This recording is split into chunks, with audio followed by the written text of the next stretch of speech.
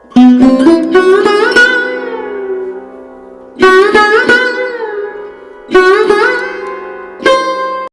Morning বন্ধুরা, care lifestyle ব্লগে তোমাদের সকলকে জানাই ওয়েলকাম।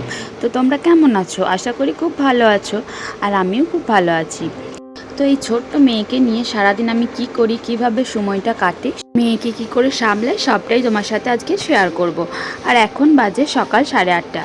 উঠেছি 8টার মতো, উঠতে একটু দেরি হয়ে যায়, একটু নয় অনেকটাই দেরি হয়ে যায়, তাই কাজগুলো একটু দেরিতেই হয় আমার। তো দেখো, এই উঠে ব্রাশ ট্রাশ করে সব কিছু ফ্রেশ হলাম। আর তারপরে যে বাসি বলতে যে সকালে বড় ডিউটি গেছিলো, তার আগে যে খেয়ে গেছে খাবার, তার বাসনগুলো পড়েছিল সেগুলো ধুলাম। তারপর এই যে বিছানাটা একটু গুছিয়ে নিলাম। তার আগে মাম্মামের খাবারটা বসিয়ে দিয়ে গিয়েছিলাম, তারপর বিছানা গোছাচ্ছিলাম। আর বরের আজকে 8টা থেকে ডিউটি ছিল, সেই জন্য খাবার খেয়ে গেছিলো আর আমাদের জন্য বানিয়ে রেখে আমাদের জন্য বলতে আমার জন্য বানিয়ে রেখে দিয়ে গেছিলো আলুর পরোটা আর এদের চা। মেয়ে বলছে যে পাপা চা রেখে গেছে, ওটাই আমাকে বলছে। তো যাই হোক, এবার ওকে খাইয়ে দেবো, আমিও খেয়ে নেব। আর কালকে বিকালে অনেকগুলো কাপড় কেচে রেখে দিয়েছিলাম। ওই যে বললাম ঘুম থেকে একটু দেরি করে ওঠা হয়, ওই জন্য কাজগুলো না বিকালের দিকে বা সন্ধ্যের দিকে করে অনেকটাই রেখে দিই আমি, যাতে তারপরের দিন আবার যাতে অসুবিধা না হয়, ওই জন্য। তো এই যে অনেকগুলো কাপড় মিলে রেখে দিয়েছি, ওগুলো তোলা হয়নি, ওইগুলো তুলে রাখতে হবে। বন্ধু জানো তো, দিল্লিতে এখন সেরকম গরম পড়েনি। আমাদের ওয়েস্ট বেঙ্গলে ওইদিকে বলছে প্রচুর গরম পড়েছে। তো এদিকেও গরম পড়বে, আর কিছুদিন পর থেকে হয়তো 10-15 দিন পর থেকে প্রচণ্ড বলতে মারাত্মক গরম পড়বে। তো এখন সেরকম পড়েনি, এই সবে মাত্র দেখো 8-8:30 মতো বাজছে, তাও সূর্য কিন্তু সেরকমভাবে ওঠেনি, হালকা হালকাই দেখা যাচ্ছে, সেরকম রোদের তেজও নেই। তো যাই হোক, এবার মাছটা ফ্রিজ থেকে বার করে রেখে দিই। দেখো বন্ধুরা, এক হাতে ফোন ধরে আছে আর মাছটা বার করতে গিয়ে হাত থেকে স্লিপ কেটে গেল আর মাছটা নিচেতে পড়ে গেল। যদিও ছিল বরফের মধ্যে, তাই কিছু হয়নি, কিছু হতো না, হয়তো চারিদিকে ছিটকে যেত, কিন্তু সেটা হয়নি কিছু। তো এবার বাসনগুলো যেগুলো আমরা খেলাম, অলির খাওয়ার, তারপরে আমাদের খাবার, চাটা একটু গরমও করে নিয়েছিলাম, তো এগুলো সব একটু ধুয়ে নেব। সকাল থেকে মেয়েদের কাজ হয়ে যে রান্নাঘরে, হয় চা করো, না এটা করো ওটা করো, সারাদিন রান্নাঘরের মধ্যেই টাইমটা কেটে যায়। তাই রান্নাঘরটাকে একটু গুছিয়ে পরিষ্কার করে না রাখলে না দেখতে ভালোও লাগে না। তো সব সময় আমি চেষ্টা করি যে এটাকে, রান্নাঘরটাকে যেটুকুই আছে সেটুকুই আমি পরিষ্কার পরিচ্ছন্ন করে রেখে দিই। আর অনেক দিন থেকেই মাম্মামকে নিয়ে একাই আছি, মানে ওর যখন 1 বছর বয়স তখন থেকে মাম্মামকে নিয়ে আমি একাই কিন্তু আছি। তো সবাই বলছিল যে নিয়ে যাস না একা, বাচ্চাকে সামলাতে পারবি না, জ্বালাবে এরকম। তো মাম্মাম সত্যি কথা বলতে অনেকটাই শান্ত, ও খেলে বেড়ায় নিজের মতো, টাইমে টাইমে খাইয়ে দিই।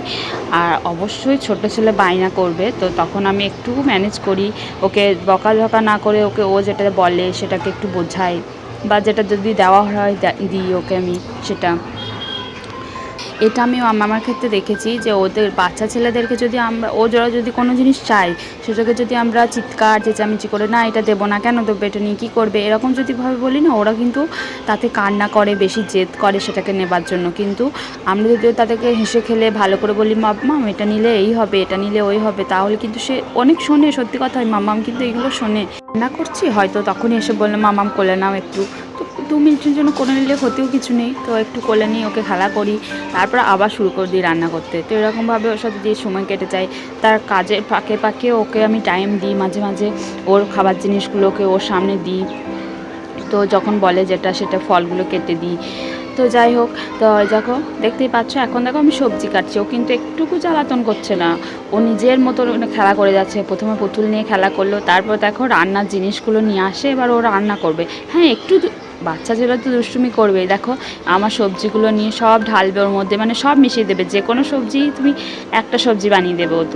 তো এরকমভাবে বদমাশি করে, তারপরে আমাকে পরে আবার সেগুলো আলাদা আলাদা করে বেছে রাখতে হয়। হয়তো দেখবো বাঁধাকপির তরকারি করবো, ফুলকপির তরকারি করবো, ও সবগুলো একসাথে মিশিয়ে একবারে খিচুড়ি বানিয়ে দেবে, তারপরে ওইগুলো আমি আবার আলাদা করি। তো এটা তো করতেই হবে, কারণ ওকেও তো কিছু মানে খেলনা নিয়ে বা কিছু নিয়ে তো তোকেও তো সময়টা তো কাটাতে হবে না। তো এভাবেই সময়টা কাটায়, এই আর কি। আর ওকে যদি এই টাইমে বকাবকি করি, যেগুলো মিশিয়ে দিও না, এরকম করো না, তো ওরও ভালো লাগবে না, ও ট্যাঁ করবে, কাঁদবে, তখন আমার কাজটাও হবে না, উপরোক্ত ও কাঁদবে। তো ওই জন্য কিছু বলিনি। লাস্টে যখন হয়ে যায় তখন বলি, মামা তোমার রান্না হয়ে গেছে, আমারও তো কাটা হয়ে গেছে, তাহলে আমি এবার, ও নিজের মতো চলে যায়, ও খেলতে লাগে আবার।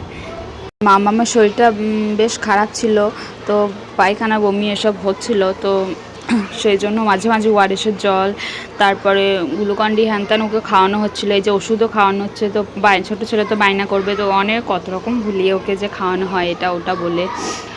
তো যাই হোক ওষুধটা খাওয়াবো, তারপরে রান্নার দিকে চলে যাব। আর বন্ধুরা যারা এত দূর পর্যন্ত আমার ভিডিওটা দেখেছে ধৈর্য ধরে, তাদেরকে অনেক থ্যাঙ্কস। তাদেরকে এটাই বলবো যে একটা করে লাইক করে দিও ভালো লাগলে, আর অবশ্যই যদি কোনো কিছু খারাপ বা ভালো লাগে তাহলে অবশ্যই কমেন্ট করে জানাবে। আর এইদিকে দেখো আমার রান্নাটা কিন্তু হয়ে গেছে, তোমাদের সাথে কথা বলতে বলতে রান্নাও করে ফেলেছি। আজকে সেরকম কিছু রান্না করিনি বন্ধুরা, এই যে পটল দিয়ে, কলা দিয়ে, আলু দিয়ে মাছের ঝোল করেছি। ওই যে মামামে বললাম পটি হচ্ছে, ওই জন্য ভাবলাম ওকে একটু কলা খাওয়াবো। সত্যি কথা কলা খাওয়ালে না ওর পটিটা ঠিকঠাক হয়ে যায় আবার, মানে নর্মাল যেমন হয় তো সেরকমই হয়। তো ওই যে ঝোল দিয়ে মাছের ঝোল, আর ওই যে অল্পর মতো পালং শাক ছিল, ওটা মুসুরি কলাই, পালং শাক, বেগুন এসব দিয়ে বানিয়েছি, আর ভাত। আর আজকে সেরকম কিছু রান্না করিনি। এবার সব কিছু একটু পরিষ্কার করে নিলাম, এবার স্নান করতে যাব। তো দেখো স্নান টান করে চলে এসেছি, এবার একটু ঠাকুরকে পুজো করে নেব। আমি পুজো করি, সাথে সাথে আমার মামামও পুজো করে, দুজন মিলেই পুজো করি আমরা। তো যাই হোক পুজো টুজো করা হয়ে গেল, এবার মামামকে একটু গ্লুকন-ডি করে দেবো। ওর বায়না, ও যে এই যে বোতল একদিন কী খেয়েছিল, এই বোতলটা কিসের বটে জানো বুঝতে পারছি না, তো কোকাকোলা যাই হোক কিছু একটা বটে এটা। তো এই বোতলটা রেখে দিয়েছে, তো যখনই ও ওই গ্লুকন-ডিটা এর মধ্যে ভরে দিতে হয় তারপরে ও খায়। তো এরপর কাপড়গুলো কেচেছিলাম সেগুলোই মিলে দিচ্ছি। স্নান টান করে আগে পুজোটা সারলাম, তারপর মাম্মামকে ওই যে জলটা করে দিলাম, তারপর কাপড়গুলো মিলে দিলাম বারান্দায়। বন্ধুরা গরম পড়ে গেলেও কিন্তু মুখ ঠোঁটটা বিশেষ করে একবারে ফেটে যাচ্ছে, কি বলবো, একটুকু ভালো লাগছে না, কেমন একটা ওয়েদার, বিচ্ছিরি ওয়েদার, সব কিছু একদম ফেটে যাচ্ছে, মনে হচ্ছে সে শীতকাল সেরকম। আর ঠোঁট একবার ফেটে যাচ্ছে, তাই হয়ে যাচ্ছে, সবারই মুখে এই কথাটাই শুনছি। তো যাই হোক এবার একটু চুলটুল আঁচড়ে নেব। আর চুলগুলো না এমন বাজে অবস্থা হয়েছিল আমার, আগেকার চুলগুলো দেখি আর এখনকার চুলগুলো দেখি কি জঘন্য, সত্যি কথা।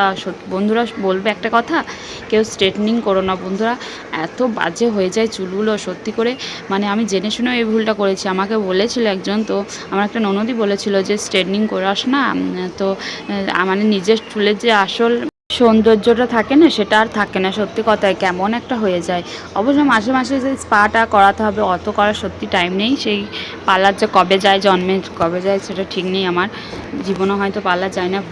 ওই ভ্রুটা প্লাক করার জন্য মাঝে মাঝে যাই। আর এই যে আমার পাশেই একজন আছে, আমার একটা বান্ধবী, তোমরা দেখোনি হয়তো, তো ওর কাছে ও পারে, তো ওর কাছে করে নিই, পার্লার যাওয়ার মাঝে মাঝে দরকারও পড়ে না। তো চুলটা অনেকটাই লম্বা হয়েছে, তো মা সেদিন দেখেছিল, তো বললো, মা বলছে চুলটা তো অনেক বড় হয়েছে কাটিস নি। তো আমি ভাবলাম তো এরকম চুল তো আমার হয়ই, কাটবো না। আর আমি বলছি মা আমার থেকে তো তোমার বেশি বড় চুল। মা হাসছে। তো যাই হোক এবার একটু সিঁদুর টিঁদুর পরে নিলাম। আর আমি স্নান করার আগে মামামকে স্নান করিয়ে দিয়েছিলাম, নাহলে তো বায়না করবে স্নান করার জন্য একবারে ছটফট করে বেড়ায় এই গ্রীষ্মকালে। শীতকালেও করে কিন্তু এত করে না, এখন তো বাবরে স্নান করবো বলে দৌড়ে বেড়ায়। এই যে বন্ধুরা ভাবছো তো কী করছি, এই যে আমের শরবত করলাম, আম পানার শরবত খেতে হঠাৎ ইচ্ছে করলো, যে অনেকক্ষণ তো খেয়েছি খাবার, তো ভাবছি যে কী খাবো, তো ভাবছি যে বটও তো আসবে, তো ভাবলাম আম পানার শরবতটা করি, তো দুজনেরই খাওয়া যাবে। আর মামামকে দিলাম, মামামা তো ঝাল লেগেছে, কারণ একটা লঙ্কা দিয়েছিলাম ওর মধ্যে, টক ঝাল মিষ্টি করেছিলাম, তো মামামা ঝাল লেগেছে, ও ওই জন্য খেলো না। তো এখন বাজে 12:30। দেখো বন্ধুরা কাজ করতে করতে কখন যে বেলা গড়িয়ে যায় বুঝতেই পারি না। তো এখন বাজছে 12:30, তো এখন মামামকে খাইয়ে দিচ্ছি, ওর পাপা কিন্তু এখনও ডিউটি থেকে আসেনি, তো ওকে খাইয়ে দাইয়ে রেডি করে রেখে দেবো, তারপরে ওর পাপা এলেও স্নান টান করে নেবে, তারপরে আমরা খাবো। তো এই যে বাচ্চাদেরকে খাওয়ানো একটা যুদ্ধ, মানে বড়সড় যুদ্ধ, ছোট যুদ্ধ নয়, বড়সড় যুদ্ধ, কত রকম ভুলিয়ে ভালিয়ে গল্প বলে। আগে জানো তো মামাম ফোন দেখে খেত, এখন অনেকটা কমানোর চেষ্টা করেছি ওকে, মানে অনেক রকম বলে, ফোন দেখলে এই হবে ওই হবে, তারপর আমি অনেক রকম গল্প বলি, তা ও বুঝে গেছে। তো এখন মোটামুটি মানে একদম খাই না সেটা নয় ফোন দেখে, কিন্তু অনেকটা কম হয়ে গেছে। তো এইভাবেই ভাবছি ওর ফোন দেখানো, মানে খাওয়ার সময় ফোন দেখানোটা একদম বন্ধ করে দেবো। তো এখন তো অনেকটাই মানে বড় হয়েছে, তো গল্প বললেও বোঝে এটা কি ওটা কি, তখন ও জিজ্ঞেস করে প্রশ্ন, তখন ওটাও ভালো লাগে আমার। তো এখন বাজে বিকাল 5:30, তো জলটা না শেষ হয়ে গেছিলো। তো আর এইদিকে না মামামি ভাবছিলাম চুলটা কাটিয়ে আনবো আজকে, তো গেলাম, তো দেখলাম যে দোকানটা না বন্ধ ছিল, তো যে মানে সেলুন ছিল বাড়ির সামনে, ওই সেলুনটা বন্ধ ছিল। তো ভাবলাম ঠিক আছে অন্যদিন কাটানো যাবে, তো জলটা নিয়ে নিই। মাম্মাম তো বাইরে বেরোতে পেলে খুব খুশি, আর আর বর্মশাইয়ের আজকে ছিল হাফবেলা, মানে আজকে ছিল শনিবার তো, তাই হাফবেলা থাকে, মানে সকাল থেকে তোমার 1:30টার মধ্যে চলে আসে, তারপরে আর যাওয়া লাগে না। তো বিকালটা একটু ঘুরে ঘুরে বেড়াই, বাজার দিয়ে যাই, যেগুলো দরকারি জিনিস সেগুলো কিনে আনি। আর সানডেটাও ছুটি থাকে।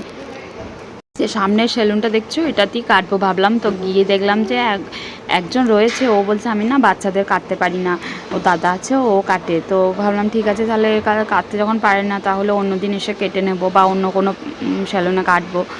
আমার মা কবে থেকে লেগেছে অলের চুলগুলো কেটে দেয়, আমি বলছি ঠিক আছে চলো কেটেই দিই চুলগুলো। তো যাই হোক, এবার জলটা আনতে গেছে বর্মশাই, আর অলি মহারানী আমার দাঁড়িয়ে আছে এখানে রাস্তার মধ্যে। তো তোমাদের বাড়িতেও অবশ্যই ছেলে মেয়ে আছে, ছোট বাচ্চা, তাদের কি নাম কমেন্টে জানাতে ভুলবেন না, ঠিক আছে। তো এই যে বিকালবেলা এবার আমরা একটু চা খেয়ে নেবো, পাকোড়া খেয়ে নেবো, তারপরে আমরা চলে যাব বাজার দিয়ে। তো বন্ধুরা, আজকের মতো ভিডিওটা এটুকুই। আশা করি তোমাদের ভালো লেগেছে ভিডিওটা। যদি খুব ভালো লাগে তাহলে অবশ্যই লাইক কমেন্ট শেয়ার করতে ভুলবে না। তো দেখা হবে নেক্সট কোনো ব্লগ নিয়ে। ততক্ষণ তোমরা ভালো থাকবে, সুস্থ থাকবে। টাটা সবাইকে।